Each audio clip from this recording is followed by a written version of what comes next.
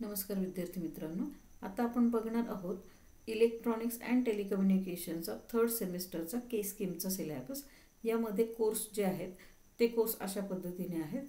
पहिला कोर्स आहे analogue electronics, त्यानंतर दुसरा जो आहे तो आहे डिजिटल टेक्निक्स, तिसरा जो आहे तो सर्किट्स अँड नेटवर्क्स, चौथा प्रिन्सिपल्स ऑफ इलेक्ट्रॉनिक कम्युनिकेशन। हे चार तुम्हाला थिअरी सब्जेक्ट आहेत, म्हणजेच त्याची तुम्हाला final theory exam summative assessment द्यायची 70 मार्काची आणि इंटरनल एक्झाम जी असणार आहे फॉर्मॅटिव्ह असेसमेंट ती असणार आहे 30 मार्काची। त्यानंतर पाचवा जो सब्जेक्ट आहे तो बेसिक पायथॉन प्रोग्रॅमिंग, हा प्रॅक्टिकलशी रिलेटेड सब्जेक्ट आहे। त्याच्यानंतर पुढचा जो आहे तो इलेक्ट्रॉनिक मेजरमेंट अँड इन्स्ट्रुमेंटेशन, हा पण प्रॅक्टिकल आणि सेल्फ लर्निंग ॲक्टिव्हिटी याच्यामध्ये आहे।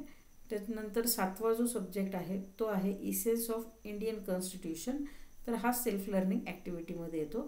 असं तुमचं थर्ड सेमिस्टर 900 मार्कांचं आहे। थँक्यू।